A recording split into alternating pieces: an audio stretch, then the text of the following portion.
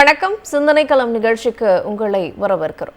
தமிழ்நாட்டில் மட்டும்தான் ஒரு திட்டம் அறிமுகப்படுத்தப்படுது அப்படின்னா அது வெறும் திட்டமா மட்டும் பார்க்கப்படாம அது ஒரு சமூக புரட்சியாக பார்க்கப்படுது. ஏன் அது சமூக புரட்சின்னு சொல்றீங்க அப்படின்னு கேட்டீங்கன்னா, இங்க ஒரு திட்டம் அறிமுகப்படுத்தப்படுது அப்படின்னா அந்த திட்டம் எந்த வகையிலெல்லாம் தமிழ்நாட்டு மக்களுக்கு பயனுள்ளதாக இருக்கு அப்படிங்கிறத உற்று நோக்கி மற்ற மாநில முதல்வர்கள் அந்த திட்டத்தை தன்னுடைய மாநிலத்திலும் அமல்படுத்தும் பொழுது ஒரு திட்டம் என்பது சமூக புரட்சியாக மாறுகிறது.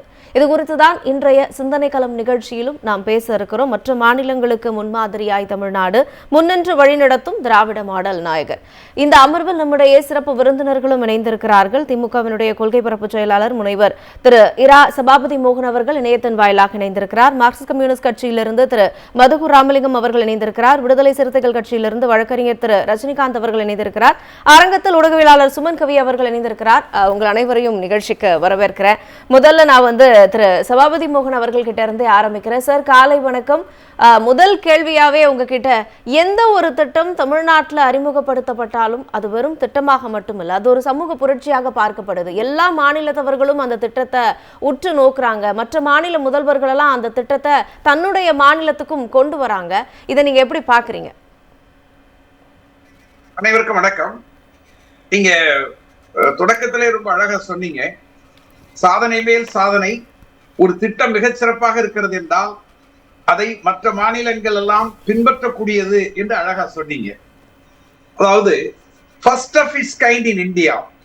இந்தியாவில் எந்த மாநிலமும், 28 மாநிலம், 8 யூனியன் பிரதேசம், எந்த மாநிலமும் எந்த யூனியன் பிரதேசமும் செய்யாத ஒன்றை திராவிட முன்னேற்ற கழகத்தினுடைய தலைவர் அண்ணன் ஸ்டாலின் அவர்கள் திராவிட மாடல் அரசில் செய்திருக்கிறார்கள். ஒன்று பெஸ்ட் ஆஃப் இட்ஸ் கைண்ட், அதிலேயே முதன்மையானதாகத்தான் அதை செஞ்சிருக்கிறார். So first of it's kind என்பது ஒன்று, பெஸ்ட் ஆஃப் இட்ஸ் கைண்ட் என்பது இன்னொன்று. இந்த இரண்டையும் அவர் செய்திருக்கிறார் என்பதற்கு எந்த திட்டம்னு கேட்டீங்க, அது நிறைய இருக்கு. நீங்க தலைவரே சொல்லியிருக்காங்க, காலை உணவு திட்டம், நீங்க தமிழ் புதல்வன் திட்டம், புதுமை பெண் திட்டம், நான் முதல்வன் திட்டம், அது இதெல்லாம் மார்ஜினலைஸ்டு சொசைட்டி என்று சொல்லப்படுகிற, அதாவது சமூகத்தில் புறக்கணிக்கப்பட்ட, பல்வேறு காரணங்களால் புறக்கணிக்கப்பட்ட சமுதாயத்துக்கு செய்யக்கூடிய வெல்ஃபேர் ஸ்கீம்ஸ், உரிமை திட்டங்கள் என்று சொன்னாலும் சரி, இந்த பக்கத்துல பொருளாதார வளர்ச்சி என்று சொல்லக்கூடிய அந்த வளர்ச்சி, exports, electronic exports number 1 in India. 3E. நான் கையில ஒரு ஹிந்து பத்திரிகையினுடைய ஒரு செய்தியை காலையில இருந்து ரொம்ப தேடி கண்டுபிடிச்சேன். தயவுசெய்து முடிஞ்சா அது அப்படியே கொஞ்சம் முடிஞ்சா அதை மட்டும் ஜூம் பண்ணி பாருங்க. அதுல அந்த தலைப்பை பாத்தீங்கன்னா ஒரு அற்புதமான தலைப்பு இருக்கும். என்ன தலைப்புன்னா 10 achievements of DMK government அப்படின்னு போட்டு blueprints for other states. இன்னைக்கு நீங்க எடுத்திருக்கிற தலைப்பு இருக்கு பாருங்க, இந்த தலைப்பு ரொம்ப அழகான தலைப்பு எடுத்துருக்கீங்க. இது நாங்க தொடர்ந்து ஒரு 1.5-2 ஆண்டு காலமாக மேடைகளில் நாங்களும் திராவிட முன்னேற்ற கழகத்தை சார்ந்தவர்களும் நாங்க ரொம்ப தெளிவா தமிழ்நாடு முழுவதும் திமுகவினுடைய சொற்பொழிவாளர்கள், முன்னணி சொற்பொழிவாளர்கள் இதைத்தான் பேசிட்டு இருக்கோம். இது முரசொலியிலோ தினகரன்லோ வந்ததல்ல, இந்து பத்திரிகையில சொல்றாங்க. 10 achievements of DMK government are blueprints for other states. ரொம்ப அழகா தலைப்பு சொன்னீங்க பாருங்க. மற்ற மாநிலங்களுக்கு வழிகாட்டு நெறிமுறைகளாக இருக்கக்கூடிய திட்டங்களை கொண்டு வந்திருக்காருன்னு நீங்க ஒரு பக்கம் எழுதியிருக்காங்க. எனக்கு என்ன மகிழ்ச்சி நிறையால, ஒரு 60 ஆண்டுகளுக்கு முன்பு பேரறிஞர் அண்ணா அவர்கள் நம்முடைய கடற்கரை மைதானத்திலே 1 மணி நேரம் பேசி மாநில சுயாட்சி, தமிழர் உரிமை இதெல்லாம் பேசுகிற பொழுது, மறுநாள் இதே இதழில் ஒற்றை வரியில் அண்ணா ஆல்சோ ஸ்போக், நான் நாகரிகம் கருதி நான் சொல்றேன், அது முழு பேருமே அவங்க போட்டாங்க, அண்ணா ஆல்சோ ஸ்போக் என்று ஒற்றை வரியில் போடப்பட்ட அன்றைய காலம். ஆனால் அண்ணாவின் தம்பி மகன், அண்ணாவின் செல்ல பிள்ளை, ஐயா கலைஞரின் வீர பிள்ளை இன்றைக்கு அதே இதழ் ஒரு பக்கத்தில் எழுதுகிறது. திராவிட மாடல் அரசினுடைய சாதனை, அண்ணன் ஸ்டாலின் அவர்களுடைய சாதனை என்பது இந்தியாவுக்கே வழிகாட்டும் நெறிமுறைகள். Achievements of Stalin government are blueprints for other states. மற்ற மாநிலங்களுக்கு வழிகாட்டு நெறிமுறைகள் என்பதை வரங்களே எல்லாம் கிட்டத்தட்ட ஒரு 1.5-2 வருஷத்துல நீங்க தெலுங்கானா முதலமைச்சர் வராரு, மற்ற இதுல இருந்து அன்னைக்கு முதலமைச்சரா இருந்த டெல்லியில இருந்து வராங்க, மற்ற மாநிலங்கள் இருந்து பிஜேபி ஆளுகிற மாநிலங்கள் இருக்கிற அதிகாரிகள் கூட வராங்க.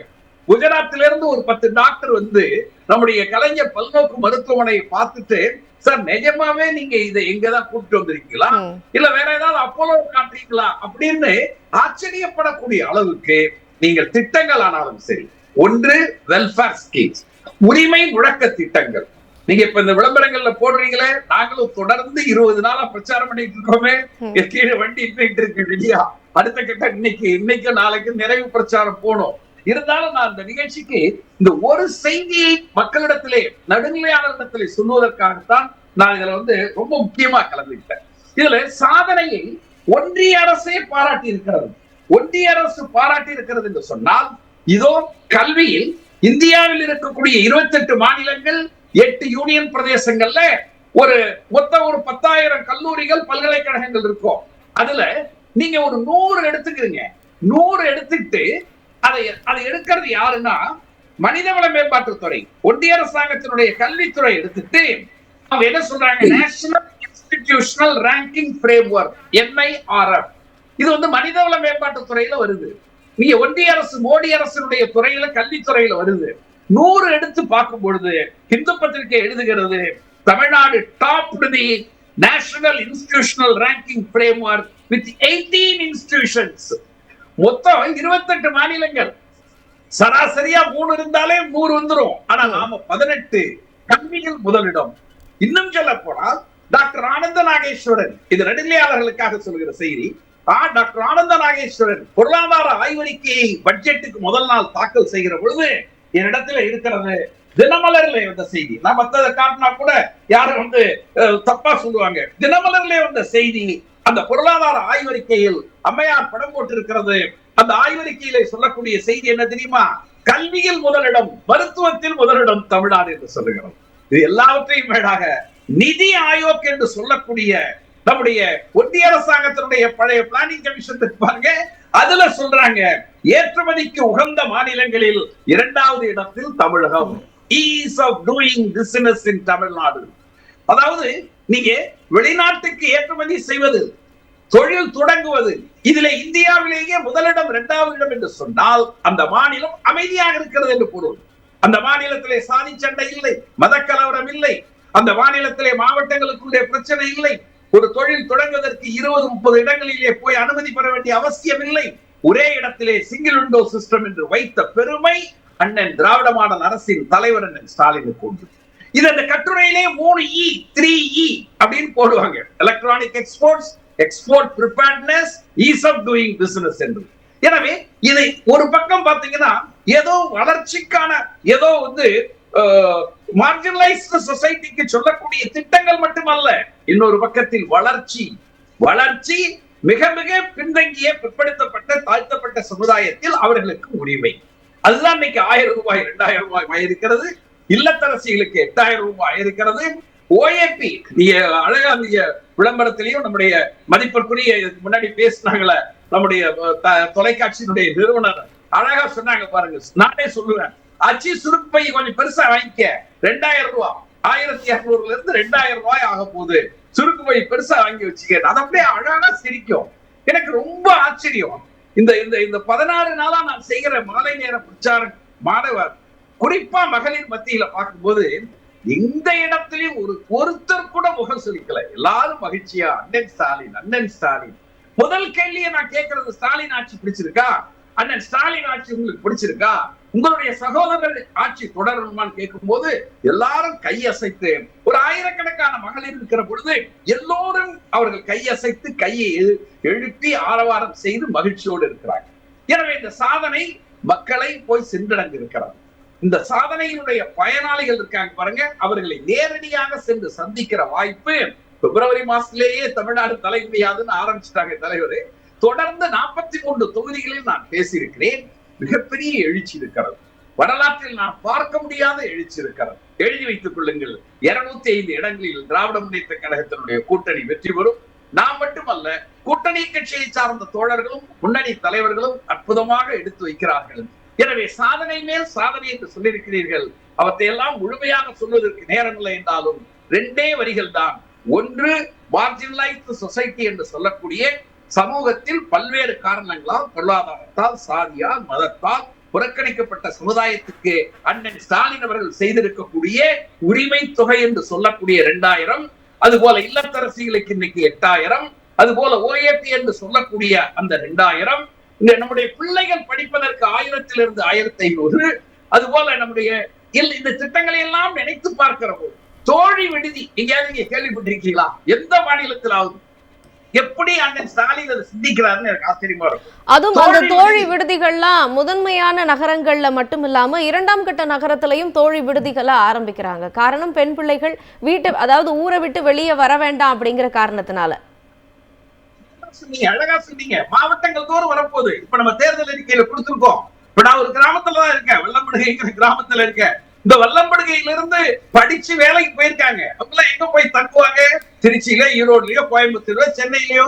அப்ப அவங்க தங்குவதற்கு தோழி விடுதி. எவ்வளவு அழகா அந்த வார்த்தைகளை சொல்லியிருக்காரு பாருங்க. நான் முதல்வன் பாருங்க. இந்த படிக்கிற பிள்ளைகள் 42 லட்சம் பிள்ளைகளுக்கு ஸ்கில் டெவலப்மெண்ட் கொடுத்திருக்கோம். அந்த திட்டத்தினுடைய பெயர், நீ எதுலப்பா படிக்கிற? நான் முதல்வன். ஒரு 2 முறை அந்த பையன் சொல்லி பார்க்கிற பொழுது நான் முதல்வன், நான் முதல்வன்னா அவருக்கே ஒரு பெருமை வரும். நம்ம உயர்ந்தவர் தான், நாம யாருக்கும் தாழ்ந்தவர் அல்ல, நாம் முதலிடத்தில் வர முடியும் என்று சொல்லக்கூடிய அந்த உரிமையை, உணர்வை உருவாக்குகிற திட்டங்களுக்கு பெயர் வைப்பதிலிருந்து, திட்டங்களை அமுலாக்கம் செய்வதிலிருந்து, அந்த திட்டங்களை 2.0 விரிவாக்கம் செய்வதிலிருந்து அற்புதமான சாதனைகளை தொடர்ந்து படைத்துக் கொண்டிருக்கிற வணக்கத்திற்குரிய தலைவர் ஸ்டாலின் அவர்களுக்கு என்னுடைய வணக்கத்தை தெரிவிக்கிறேன். உங்களுடைய தொடர்ந்து அந்த பிரச்சாரத்தை பார்த்து எனக்கு ஆனந்த கண்ணீர் வருகிறது. அதுபோல மாண்புமிகு உதயநிதி ஸ்டாலின் அவர்கள் காலையில 9 மணிக்கு ஆரம்பிச்சு இரவு 9:50 வரைக்கும் ஒரு நாளைக்கு 7 இடம் 8 இடத்துல அவ்வளவு வியர்வை சிந்த பேசுகிறார். அவருடைய பிரச்சாரம் தமிழ்நாட்டில் இன்றைக்கு மிகச்சிறப்பாக, அதாவது நீங்க கம்யூனிகேட்டிங் இல்ல, அதுவும் ஹிந்துல இருக்கு, நான் வச்சிருக்கேன். கம்யூனிகேட்டிங் த பீப்புள் இல்ல, கனெக்டிங் த பீப்புள். மக்களுடைய மனதிலே இடம் பிடிக்கக்கூடிய அளவுக்கு, அவர்களோடு தொடர்புபடுத்தக்கூடிய அளவுக்கு மாண்புமிகு உதயநிதி ஸ்டாலின் அவருடைய பேச்சும் அற்புதமாக தேர்தல் பரப்புரை அமைந்திருக்கிறது. எனக்கும் நேரம் அதிகமாகிக் கொண்டிருக்கிறது. மற்ற தோழர்கள் தான் விரிவாக ஒவ்வொன்றையும் எடுத்துச் செல்வார்கள். எனவே கண்டிப்பாக திராவிட மாடல் அரசு மீண்டும் அமையும். தலைவர் அண்ணன் ஸ்டாலின் 2வது முறை முதலமைச்சராக வருவார். 7வது முறையாக கழகம் ஆட்சி அமைக்கும். 205 இடங்களில் நாம் வெற்றி பெறுவோம். உங்களுடைய அனுமதியோடு, பெரியாளர் அனுமதியோடு என்னை நீங்கள் விடுவிக்க வேண்டும் என்று நான் நிச்சயமா. சபாபதி மோகன் சார், வெறும் இதை நான் ஒரு கூற்றா மட்டும் சொல்லாம நிறைய எக்ஸாம்பிள்ஸை நீங்க நாளிதழ்ல இருந்து எடுத்து காமிச்சிங்க. நிறைய இடங்கள்ல மகளிருடைய பேராதரவு பத்தி எல்லாம் சொன்னீங்க. நாங்களும் நிறைய இடங்கள்ல குறிப்பிட்ட மகளிரினுடைய பேராதரவால தான் திராவிட மாடல் 2.0 அமைய இருக்கு அப்படிங்கிறதையும் இந்த நேரத்துல நான் தெரிவிச்சுக்கிறேன். இந்த பிஸியான தேர்தல் பரப்புரைக்கு நடுவுல உங்களுடைய கருத்துக்களை பகிர வந்தமைக்கு மிக்க நன்றி. அடுத்ததா திரு மதுக்கூர் ராமலிங்கம் ஐயா அவர்கள் இணைப்புல இருக்காங்க. சார் வணக்கம்.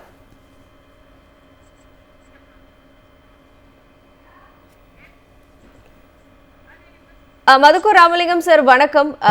நீங்களும் சபாபதி மோகன் சார் பேசினதை நிச்சயமா கேட்டிருப்பீங்க. காலை உணவு திட்டம் தமிழ்நாட்டில் எந்த அளவுக்கு ஒரு மிகப்பெரிய பயனுள்ளதா இருக்கு அப்படிங்கிறத நம்ம எல்லாருமே பார்க்குறோம். அது மட்டும் இல்லாமல் மற்ற மாநிலங்களில் மட்டும் இல்லை, கனடாலையும் இந்த திட்டத்தை முன்னெடுத்துட்டு போறாங்க.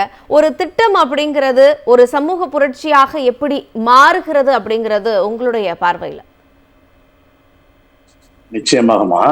ஏன்னா நீங்க ஒரு முறை தலைவர் கலைஞர்கிட்ட ஒரு கேள்வி கேட்டாங்க, இலக்கியத்தில் உங்களுக்கு பிடித்த பாத்திரம் எது என்று கேட்ட பொழுது முத்தமிழறிஞர் கலைஞர் சொன்னார், மணிமேகலையின் கையில் இருக்கிற அட்சய பாத்திரம் தான் எனக்கு மிகவும் பிடித்த பாத்திரம் என்று கலைஞர் ஒரு முறை அவர்கிட்ட மின்னல் வேகத்துல கேள்வி போனா அதை விட வேகமாக பதில் வரும். யோசிக்காமல் சொன்னது, எனக்கு பிடித்தது மணிமேகலையின் கையில் இருக்கிற அட்சய பாத்திரம் என்று கலைஞர் சொன்னதாக சொல்வார்.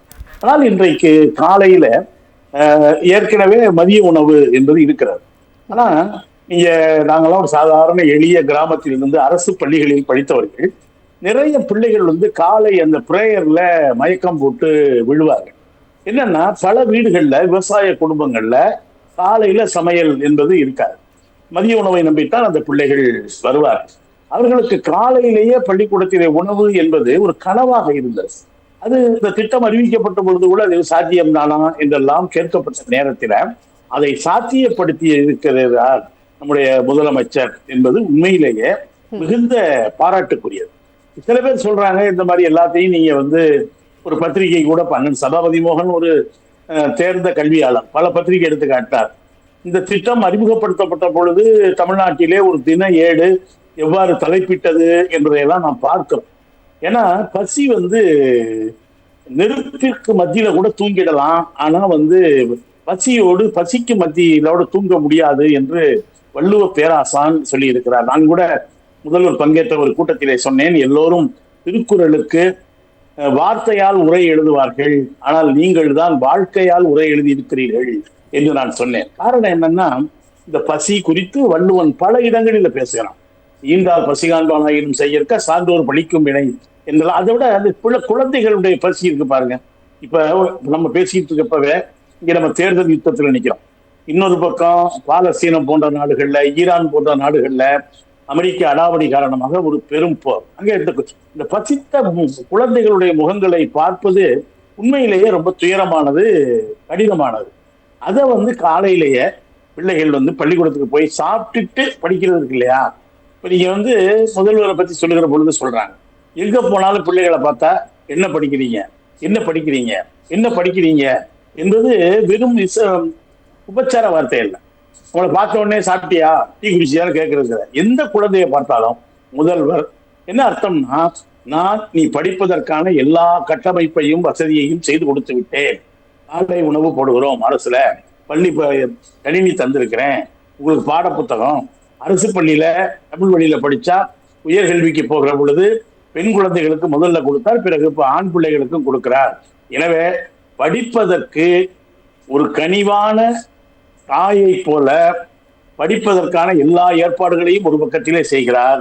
ஒரு கண்டிப்பான தந்தையை போல நல்லா படிக்கணும், நல்லா படிக்கணும் என்று சொல்லிக்கொண்டே இருக்கிறார்.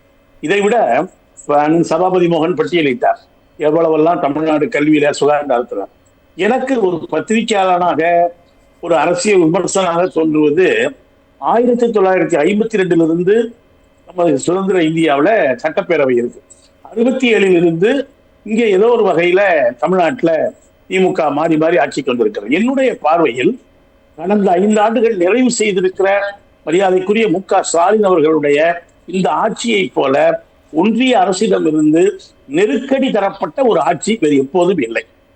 ஆனா இதற்கு முன்னால மரியாதைக்குரிய தலைவர் கலைஞர் அவர்களுடைய அரசை கலைத்திருக்கிறார்கள், அரசியல் சட்டத்தினுடைய 370வது பிரிவை பயன்படுத்தி. இப்ப அது சாத்தியம் இல்லை. ஆனால் இவர்கள் 370வது பிரிவை பயன்படுத்தி கலைக்கவில்லையே தவிர ஒவ்வொரு நாளும் ஆளுநர் வழியாக, புதிய புதிய சட்டங்கள் வழியாக, திட்டங்கள் வழியாக இடையூறு செய்து கொண்டே இருந்தார்கள். இவ்வளவையும் சமாளித்துக் கொண்டுதான் சொல்லுவாங்கல்ல, உழுகிற மாட்டினுடைய அந்த வழி ஒத்துகிற காக்கைக்கு தெரியாது என்று. இந்த 5 ஆண்டு காலமும் ஒன்றிய அரசும் ஆளுநர்களும் சில மதவெறி சங்கிகளும் காக்கையை போல கொத்துவதை பொருட்படுத்தாமலும் அவர்களுக்கு எதிர்வினையாற்றி கொண்டும் தான் நம்முடைய தமிழக அரசு இத்தனை சாதனைகளை நிகழ்த்தி இருக்கிறது. நேற்று முன்தினம் பாருங்க, தொகுதி மறு வரையறை. இங்க என்ன பிரச்சனைன்னா, இங்க இருக்கக்கூடியவர் ஒரு முறையே சொல்றாரு, நான் அமித்ஷாவை கேட்டேன், ஒன்றும் பிரச்சனை இல்லைன்ட்டாரு. யாரு இவரு? உடனே ஆனால் ஒரு மாநிலத்தினுடைய முதலமைச்சர் ஒரு பிரச்சாரத்தின் கூட ஒரு மசோதாவின் நகலை தீ வைத்து எரிப்பதற்கு ஒரு தெம்பும் தைரியமும் வேணும். இது என்னன்னா, மாநில சுயாட்சி என்பது உரமும் திறமும் ஏறி போன ஒரு தலைவரால் தான் இந்த துணிச்சலான முடிவை எடுக்க முடியும். ஏன்னா தொகுதி மறுவரை அவங்க பாருங்க, ரெண்டு மாநில தேர்தலை வச்சுக்கிட்டு நாடாளுமன்றத்தை கூட்டுறாங்க. ஆனா ஒரு மாநிலத்தினுடைய முதலமைச்சர் கருப்பு சட்டை அணிந்து கொண்டு அந்த மசோதாவின் நகலை எரிக்கிறார். அடுத்த நாள் அந்த மசோதா தோல்வி அடைகிறது. திண்டுக்கல் கூட்டத்தில அந்த அவர் அங்கு வைத்த தீ, மசோதா நகலுக்கு வைத்த தீ இங்கே வான வேடிக்கையாக மாறுகிறது. அதுபோல தமிழ்நாட்டினுடைய பிள்ளைகளுக்கு, நம்ம பிள்ளைகளுக்கான கல்வியை பற்றி பேசிக்கொண்டே இருக்கிறோம். மத்திய அரசு நமக்கு தர வேண்டிய, ஒன்றிய அரசு தர வேண்டிய அந்த நிதியை தர மறுக்கிறார்கள். இன்னொரு புறத்துல நமக்கு மெட்ரோ ரயில் திட்டம் தரமாட்டேங்கிறாங்க, எய்ம்ஸ் மருத்துவமனை திறக்கல. இவ்வளவையும், இன்னொரு பக்கம் மொழி திணிப்பு, இவ்வளவையும் சமாளித்து கொண்டுதான் இந்த 5 ஆண்டுகளில் இவ்வளவு சாதனை நிகழ்த்தப்பட்டிருக்கிறது. பல்வேறு சாதனை 100, 150 சொல்லலாம். எனக்கு என்னன்னா, இந்த ஒன்றிய அரசினுடைய அடாவடியை, மதவெறியை, இந்த சட்டங்களை எல்லாம் எதிர்த்து கொண்டே இப்படி சாதனை நிகழ்த்தி இருக்கிறார் இல்லையா? ஒரு சமமான சாலை அல்ல இந்த 5 ஆண்டு காலம் என்பது. கல்லும் முள்ளும் மிகுந்த கரடு முரடான பாதையை சந்தித்துக் கொண்டே தன்னுடைய தமிழ்நாட்டை தன்னுடைய தோளிலே சுமந்து கொண்டு இன்றைக்கு இந்த தலைவர் இவ்வளவு சாதனைகளை நிகழ்த்தி இருக்கிறார் என்பதுதான் எனக்கு உண்மையிலேயே மிகுந்த மகிழ்ச்சி.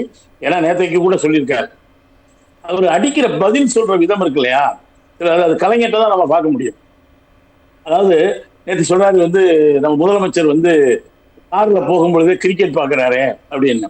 அவர் கிரிக்கெட்டை பத்தி நிறைய சந்தர்ப்பங்களை சொல்லியிருக்காரு, கடுமையா உழைக்கிறாரு அப்படின்னு நம்முடைய முன்னாள் முதலமைச்சர் எடப்பாடியார் சொன்ன உடனேயே முதலமைச்சர் சொல்றாரு, பயணத்துக்கு இடையில கிரிக்கெட் பார்க்கறது தப்பு இல்ல, கார்ல போகும்பொழுது தலையில துண்டை போட்டுக்கிட்டு போறதுதான் தப்பு என்று கொஞ்சம் கூட யோசிக்காமல் அந்த பதில் வருகிறது.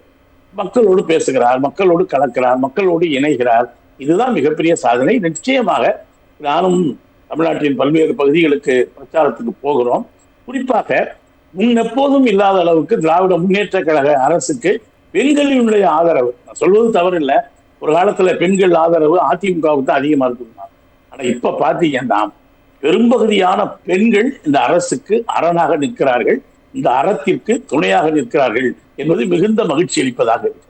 நிச்சயமா நிறைய இடங்கள்ல நீங்களும் குறிப்பிட்டிருந்தீங்க, ஒன்றிய அரசு தர வேண்டிய எந்த நிதியையும் தரல, அதனால தமிழ்நாட்டில் எந்த திட்டங்களாவது நிறுத்தப்பட்டுச்சா அப்படின்னு கேட்டா எதுவுமே கிடையாது.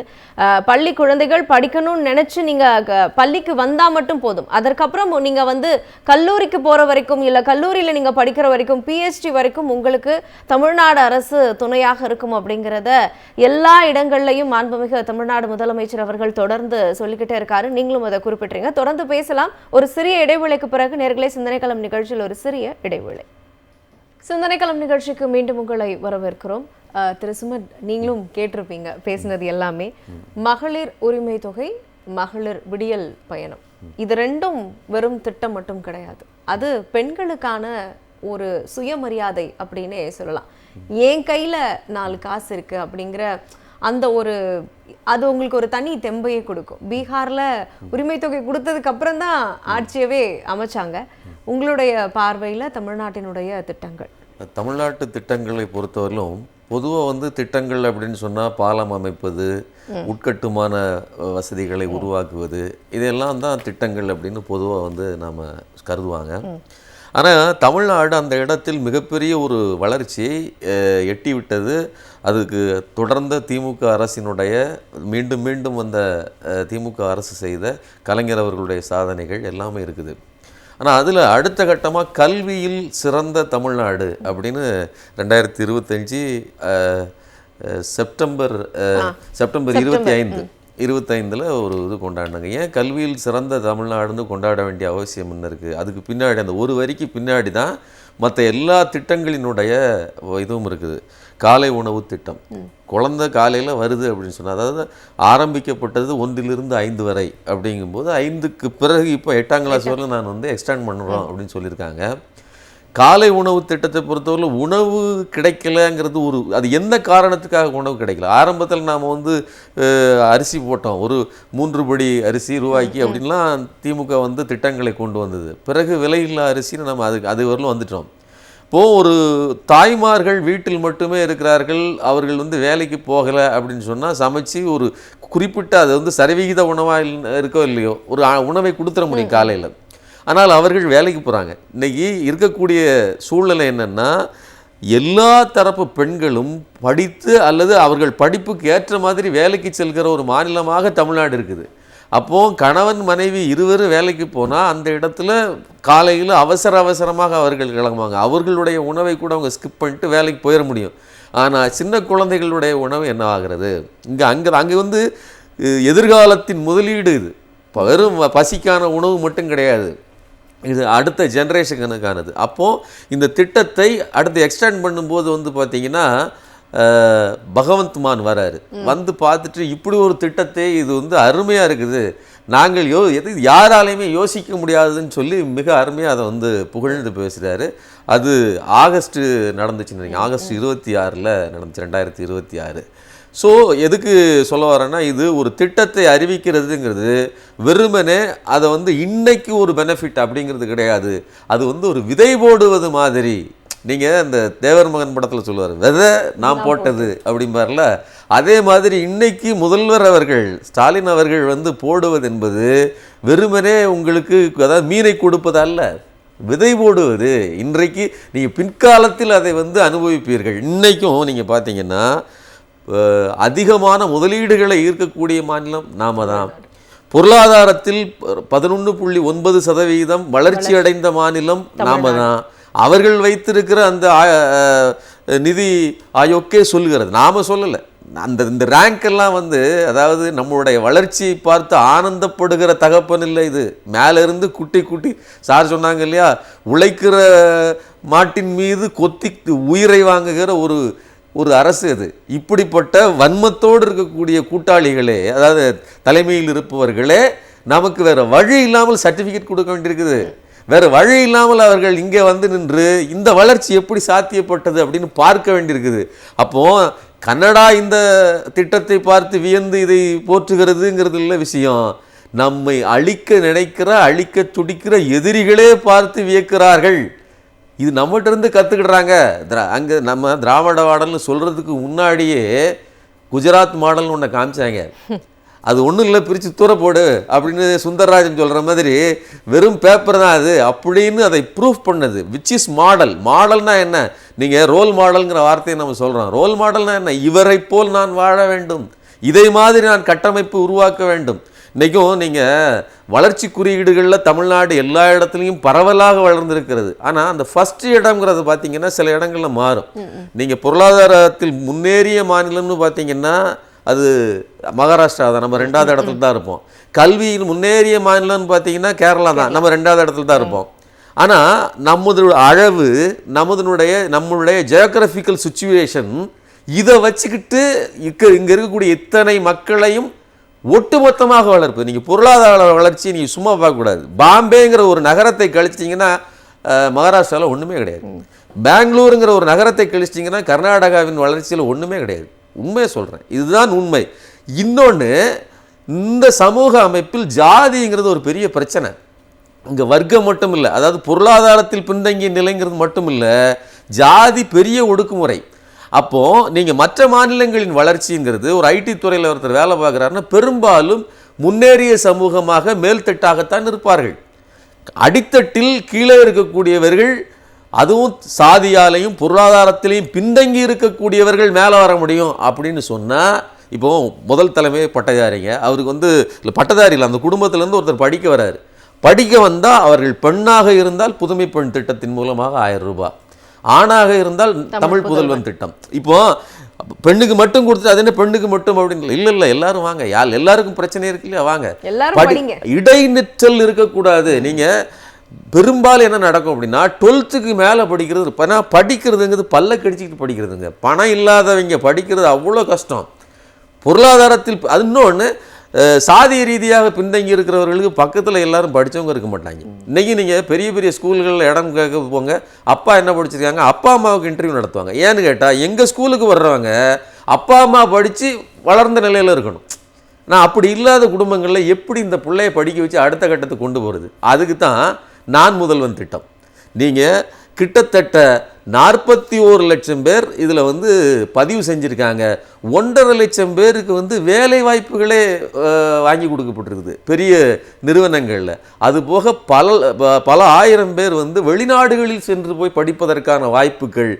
நீங்கள் அப்படி அது இது எதுக்குன்னா, நீங்கள் கரெக்டாக பாருங்கள், காலை உணவு திட்டம் குழந்தைகளுக்கு, அதுக்கப்புறம் தாய்மார்களுக்கு இன்றைக்கி 1000 ரூபா கொடுத்துட்டு இருந்தாங்க, இப்போ 2000. இப்படி ஒவ்வொரு படியாக வளர்த்து இவர்களை இப்படி கொண்டாந்தா இவர்கள் தான் கம்பெனிக்கு போவாங்க. இப்போ நீங்கள் டிஆர்பி ராஜா மாதிரியான ஒரு பவர்ஃபுல் ஒரு அமைச்சர் இருந்து தொடர்ந்து ஒவ்வொரு திசையிலையும் போய் வந்து முதலீடுகள் ஈர்த்து கொண்டு வராருன்னா, நீங்கள் கொண்டு வர்ற முதலீடுகளுக்கு இங்கே ரிசோர்ஸ் வேணுமே. அதை தயாரிப்பதற்கு தான் நீங்கள் இத்தனை திட்டங்களையும் பயன்படுத்தி கல்வித்துறை வேலை செய்கிறது, எல்லா விதங்களையும் வேலை செய்கிறாங்க. அப்போது நீங்கள் ஒரு விஷயத்தை புரிஞ்சுக்கணும், என்னென்னா பரவலான வளர்ச்சி. எக்கனாமிக்ஸை பொறுத்தவரையிலும் நீங்கள் வந்து ஒரு இடத்தில் மட்டும் வளர்றீங்கன்னா அதுக்கு பேர் வீக்கம்னு பேர். நீங்க ஒரு அம்பானி அதானி மாதிரியான பெரும் பணக்காரர்கள் வளர்ந்திருக்கிறார்கள் விஷயம் இல்லை. நீங்க குஜராத் மாடல் அப்படிப்பட்டது, இங்க அப்படி இல்லை. இங்க அடித்தட்டு மக்களுக்கான வளர்ச்சி. நிச்சயமா. இப்போ தமிழ்நாட்டை பொறுத்த வரைக்கும் இப்போ சென்னையில மட்டும்தான் அந்த வளர்ச்சி இருக்கா அப்படின்னு கேட்டா கிடையாது. அடுத்தடுத்து இருக்கக்கூடிய எல்லா நகரங்கள்லயும் எல்லா மாநகராட்சிகளையும் அது வந்துகிட்டே இருக்கும். ஒசூர்ல பாத்தீங்கன்னா அங்க, அதே மாதிரி தூத்துக்குடியில வின்ஃபாஸ்ட்ங்கிற இதை உருவாக்கி இப்போ இந்த கார்களே விற்பனைக்கே வந்துருச்சு. இப்படி அதாவது எந்த ஒரு ரீஜனும் பாதிக்கப்படும். அதாவது தமிழ்நாட்டை பொறுத்தவரை மேப்பை விரிச்சு வச்சீங்கன்னா மதுரைக்கு திட்டம், திண்டுக்கல்லுக்கு திட்டம், ஓசூருக்கு திட்டம், இங்க ஒரு தொழில் பூங்கா, டைடல் பார்க் எல்லாமே இருக்கும், எல்லாமே இருக்குது. இன்னும் போக நீங்க கலைஞர் நூலகத்தை 100 கோடி ரூபாய்க்கு நூலகம் கட்டுறாங்க, காகிதம் இல்லத்துக்கு நூலகம் எங்க. இப்படியெல்லாம் எல்லா விதங்களையும் உங்களை படிக்க வைத்து மேலே கொண்டு வருவதற்கு திட்டங்கள். இதை கனடா மட்டுமில்ல எல்லா நாடுகளுமே பார்த்து ஆச்சரியப்படும். ரேவந்த் ரெட்டி வந்துட்டு போன ஒரு முக்கியமான செய்தியை சொல்லணும். இவ்வளவு கல்விக்காகவும் இதற்காகவும் முயற்சித்து கொண்டிருந்த இந்த காலகட்டத்தில் தான் அதே செப்டம்பர் 25க்கு அப்புறம் 2 நாள் கழித்து ஒரு கூட்டத்தில் ஒரு நடிகனை பார்க்க போய் மக்கள் சிக்கி செருத்து போனாங்கிற செய்தி. அதாவது ஒரு பக்கம் கல்வியில் சிறந்த தமிழ்நாடுன்னு நாம் உயர்த்தி போற்றி அப்படியே வியந்து கொண்டு தமிழ்நாடு இல்லை இந்தியாவே வியர்ந்தது. அந்த கட்டத்தில் தான் அடுத்த ஒரு ஃப்ளாஷ் நியூஸ் இந்திய ஊடகங்களில் ஒரு நேஷனல் மீடியாவில் அடித்தது. ஸோ இது வந்து நம்ம மக்களுக்கு ரெஸ்பான்சிபிலிட்டி வேணும். ஒரு நல்ல தலைவர் கிடைத்திருக்கிறார், ஒரு நல்ல திட்டம் கிடைத்திருக்கிறது, இந்தியா மட்டுமல்ல உலகமே புகழ்கிறது. எல்லாத்தையும் தாண்டி we have the responsibility. படிக்க வைப்பது மட்டுமல்ல, இன்றைக்கி நாளைக்கு வந்து 10 லட்சம் லேப்டாப்புகள் கொடுக்க போகிறோன்னு இருக்காங்க, வீடுகள் 10 லட்சத்துக்கு மேலே கட்டி கொடுக்குறோன்னு இருக்காங்க. எல்லா திட்டங்களும் வந்து சேர்க்கிறது. we have the responsibility to the government அப்படிங்கிறத என்னுடைய கருத்து. நிச்சயமா. திரு மதுக்கூர் ராமலிங்கம் சார், உங்ககிட்ட ஒரே ஒரு கேள்வி. இப்போ இன்னைக்கு பாத்தீங்கன்னா அரவிந்த் கெஜ்ரிவால் அவர்கள் வராரு, இதுக்கு முன்னாடி தேஜஸ்வி யாதவ் வந்தாங்க, இவங்கெல்லாம் இந்தியா கூட்டணியில இருக்காங்க, அதனால வந்து இங்க தேர்தல் பிரச்சாரத்துக்காக வராங்க அப்படின்னு ஒரு வரியில இதை சுருக்கிடவே முடியாது. அவர்கள் இங்க வர்றதுக்கான வேற ஒரு காரணம், தமிழ்நாட்டில இருந்து தான் உரிமை குரல் எல்லாவற்றிற்கும் முதல்ல வருது. அப்ப தமிழ்நாட்டு தேர்தலுக்கு நாம போய் உறுதுணையா நிக்கணும் அப்படிங்கிற அந்த பார்வையும் இது இருக்கு. எல்லா இடங்கள்லையும் எல்லாருக்காகவும் தமிழ்நாடு முதலமைச்சர் குரல் கொடுக்கிறாரு, அப்போ தமிழ்நாடு முதலமைச்சருக்காக நாம போய் நிக்கிறோம் அப்படிங்கிற மாதிரியான ஒரு செய்தி தான் அது. நீங்க எப்படி பாக்குறீங்க? நிச்சயமாக இங்க ஒரு பக்கம் அரவிந்த் கெஜ்ரிவால் வர்றாரு, தேஜஸ்வி யாதவ் வர்றாரு, இப்படி நம்ம இந்தியா கூட்டணியை சேர்ந்த பல்வேறு மாநில தலைவர்கள், தேசிய தலைவர்கள் வருகிறார்கள். இன்னொரு பக்கமும் வர்றாங்க. எனக்கு தெரிஞ்சு வேட்புமனு தாக்கலுக்கு பாஜக ஆளுகிற மாநில முதல்வர்களும் இங்க வருகிறார்கள். 2 வருகை இருக்கு. நம்ம சொல்றோம் இல்லையா, ஆரியர் வருகை, திராவிடர் வருகை போல. ஒரு பக்கம் பாத்தீங்கன்னா இந்த தமிழ்நாட்டினுடைய உரிமை குரலை ஓங்கி ஒழிப்பதற்காக, தமிழ்நாட்டினுடைய நலனை மேலும் பாதுகாப்பு, இது வந்து தமிழ்நாட்டோடு சம்பந்தப்பட்டது. தொகுதி மறு வரையறை அதை வந்து தடுத்து முறியடிப்பதற்கான பெருங்குரல் எடுத்து நம்முடைய முதல்வர் பேசினார் என்றால் தமிழ்நாட்டுக்கு மட்டும் இந்த பாதிப்பு என்பது இல்லை. அநேகமாக எல்லா தென் மாநிலங்களும் சிறிய மாநிலங்களும் இதனால் பாதிப்படைய போகிறது என்று சொல்லுகிற பொழுது, அதே போல மொழி திணிப்பு. ஒரு காலத்துல வந்து நீங்க இந்தி திணிப்பு என்பது தமிழ்நாடு மட்டும்தான் அதிகமா பேசும். இப்ப பாத்தீங்கன்னா வங்காளம் பேசுகிறது, கேரளாவில் அதே குரல் ஒலிக்குது, கர்நாடகத்துல குரல் ஒலிக்குது. அப்ப பாத்தீங்கன்னா எல்லா மாநில சுயாட்சி என்பது தமிழ்நாட்டில் இருந்தல்ல, அனைத்து மாநிலங்களினுடைய ஒரு அந்த மாநில சுயாட்சியின் குரலாக, மாநில சுயாட்சியினுடைய அந்த போர் முழக்கமாக நம்முடைய முதல்வர் தமிழ்நாடு இருக்கிறது என்பதுதான் நீங்க சொன்ன பல்வேறுபட்ட தலைவர்கள் தமிழ்நாட்டிற்கு வருவதும், இந்த அரசுக்கு நீங்கள் மீண்டும் தேர்வு செய்ய வேண்டும் என்று குரல் கொடுப்பதும். இன்னொன்னு, இந்த நீங்க நிறைய பட்டியலிட்டீங்க, தொழில் வளர்ச்சி, போக்குவரத்து, இதெல்லாம். இன்னொரு பக்கம் அந்த வரலாற்றை மீட்டெடுப்பதற்கு இல்லையா, இப்போது இருக்கிற ஒன்றிய அரசு மாதிரி ஒரு வன்மம் பிடித்த வரலாற்றை எழுதுபவர்கள் யாருமே இல்லை. நம்ம கீழடி அகழ்வாய்வுல ஒண்ணுமே இல்லைன்னு மண்ணெண்ணி போட்டாங்க, அந்த ஆய்வறிக்கையை வெளியிட மாட்டேங்கிறாங்க. ஆனா தமிழ்நாடு அரசு இப்ப போய் பாருங்க, கீழடி கம்பீரமாக ஒரு அகழ்வாய்வு அமைக்கப்பட்டிருக்கு. நெல்லையில போத்தீங்கன்னா பொருணை. இதை விட ஒன்றிய அரசு எவ்வளவு நேர்மையற்றதுன்னா, இரும்பு பயன்பாடு தமிழ்நாட்டில் தான் இருந்தது என்பதை ஆதாரபூர்வமாக நம்முடைய முதல்வர் வெளியிட்டிருக்கிறார். அது எதுவும் ஒன்றும் பத்திரிகை செய்தி இல்லை, அதற்கான ஆதாரங்களோடு வெளியிட்டு கம்பீரமாக அதை அறிவித்திருக்கிறார். ஆனா ஒன்றிய அரசு இரும்பு பற்றி வாயே திறக்க மாட்டாங்க.